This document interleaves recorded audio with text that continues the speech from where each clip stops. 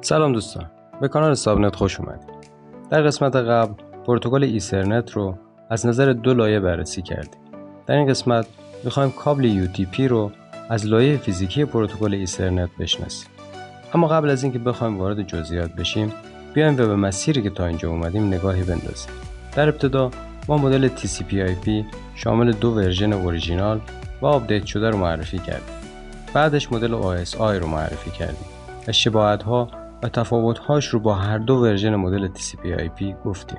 در قسمت بعد وارد لایه لینک از مدل اوریجینال TCP/IP شدیم و در اون دو نوع شبکه WAN و LAN رو شناختیم و گفتیم که LAN برای مسافت‌های کوچیک و WAN برای مسافت‌های بزرگ استفاده میشه. سپس WAN رو موقت کنار گذاشتیم و گفتیم شبکه‌های LAN به دو شکل وایرلس LAN و ایثرنت LAN هستند که وایرلس LAN رو باهاش کاری نداریم و در قسمت‌های پیشرفته‌تر بهش می‌پردازیم. اما در ادامه ایثرنت LAN رو از نظر دو لایه فیزیکال و دیتا لینک مدل آپدیت شده TCP/IP شناختیم. در این قسمت می‌خوایم از بین دو نوع فیزیکی کابل مورد استفاده در شبکه LAN یعنی فیبر نوری و سیمی نوع سیمی به نام UTP رو بررسی کنیم و مدل فیبر نوری رو در قسمت‌های پیشرفته‌تر و لایه دیتا لینک پروتکل ایثرنت رو به زودی بررسی میکنیم. خب بریم سراغ مبحث این قسمت یعنی کابل UTP و سه استاندارد لایه فیزیکی ایثرنت یعنی 10 بیس T یا ایثرنت، 100 بیس T یا فست ایترنت یا FE و 1000 بیس T یا گیگابیت ایثرنت یا GE. خصوصا بررسی جزئیات ارسال داده به صورت دو طرفه بر روی کابل UTP و در قسمت بعد وایرینگ یا نحوه اتصال کابل بین پین‌های پورت‌ها رو برای انتقال داده با سرعت 10 مگابیت، 100 مگابیت و 1000 مگابیت بر ثانیه بررسی می‌کنیم. اگه خاطرتون باشه در قسمت قبل گفتیم کابل‌های مسی داده رو بر بستر جریان الکتریکی انتقال میدن. الان اول می‌خوایم ببینیم چجوری جریان الکتریکی در کابل برقرار میشه و دوم چجوری میتونیم سیگنال‌های الکتریکی رو در سیم ایجاد بکنیم تا داده یا 0 و 1 ها بین سیم ها منتقل بشن.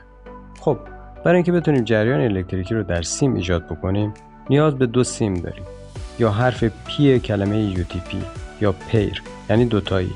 حالا چرا دو سیم؟ بیایم فرض کنیم یک سیم داریم و اون رو به برق وصل کردیم.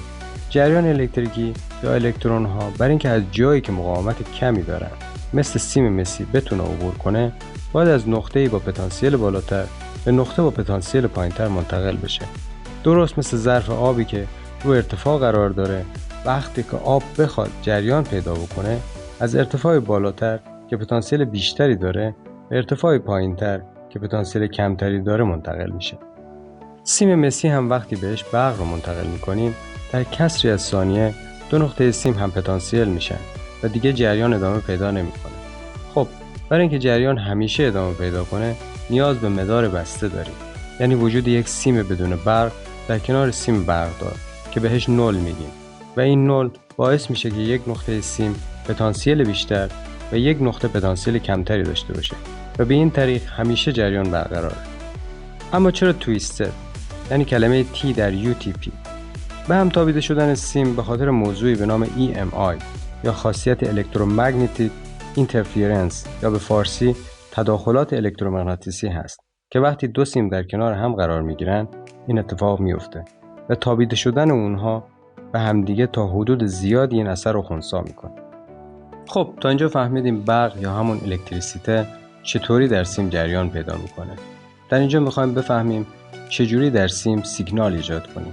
برای انتقال داده از یک سری قوانین به نام انکودینگ اسکیم استفاده میکنیم. مثل اینکه دو نفر بخوان به یک زبان با هم صحبت بکنن. چطوری؟ در حقیقت نود انتقال دهنده دیتا یا ترانسمیتینگ نود با فواصل و سرعت مشخص جریان الکتریکی رو روی سیم قطع و وصل یا ولتاژ رو تغییر میده و بر طبق انکودینگ اسکیم نود دریافت کننده یا رسیور نود این قطع و وصل یا تغییر ولتاژ رو بر اساس همون انکودینگ اسکیم به صورت 0 و 1 دریافت میکنه و اونها رو ترجمه میکنه. برای مثال استاندارد 10 بیس T در هر 1/10 میلیونیوم ثانیه ولتاژ رو تغییر میده و به این صورت جریان و دیتا در سراسر سیم منتقل میشه. اما حالا که سیم رو بررسی کردیم، بیایم و اتصالات سر سیم ها یا همون پورت ها رو هم بررسی کنیم. گفتیم که ایثرنت لینک همون کابل های فیزیکی هستن که بین دو نود ایثرنت قرار میگیرن، یا به صورت فیزیکی اگر بخوایم نشون بدیم، کانکتورهای انتهای سیم به پورت های وسیله‌ای که سیم میخواد بهش وصل بشه متصل میشه. اول بیایم سیم رو در نظر بگیریم. هر کابل چند تا سیم داره که به صورت تابیده شده به هم درون پوششی قرار میگیره که در استاندارد 10 بیس تی و 100 بیس تی 2 جفت سیم و در 1000 بیس تی 4 جفت سیم درون کابل قرار میگیرن که هر سیم با رنگ خاصی درون یک پوشش پلاستیکی قرار گرفته و جفت سیم های به هم تابیده شده دارای یک شمای مشخص هستند. مثلا برای جفت سیم با رنگ آبی، یک سیم با رنگ آبی یک دست و دومی با رنگ‌های آبی و سفید راه به هم تابیده شدن. اما هر کابل UTP از کانکتورهای RJ45 در دو سر انتهایی خودش استفاده میکنه که هر کانکتور RJ45 دارای 8 محل برای اتصال 8 سیم بر روی خودش هست که به اونها پین پوزیشن یا به طور ساده پین میگیم، که از طریق این پین ها جریان الکتریکی میتونه به درون سیم ها یا از درون سیم منتقل بشه. برای اینکه لایه فیزیکی رو تکمیل کنیم، هر نود به یک RJ45 ایثرنت پورت نیاز داره که با کانکتورهای RJ45 مچ بشه تا کانکتورهای انتهای کابل یا کابل بتونه با ایثرنت نودها ارتباط برقرار کنه. هر PC معمولاً از RJ45 ایثرنت پورت به عنوان بخشی از نتورک اینترفیس کارت یا NIC استفاده میکنه. سویچ ها هم از پورت های RJ45 استفاده میکنن چون اونها به لوازم این اجازه رو میدن که بتونن به ایثرنت لن متصل بشن. خب ممنون که با من همراه بودید. در این قسمت دو موضوع، یکی طریقه انتقال جریان الکتریکی درون سیم ها و دومی نحوه اتصال کابل ها به نودها رو شناختیم. در قسمت بعد بررسی لایه فیزیکی پروتکل ایثرنت رو با نحوه اتصال سیم های درون کانکتورها با درگاه های پورت ها درون نودها در 3 استاندارد 10 بیس تی، 100 بیس تی و 1000 بیس تی کامل میکنیم. برای اینکه قسمت های بعدی آموزش رو از دست ندین، دکمه سابسکرایب یا عضویت یادتون نره.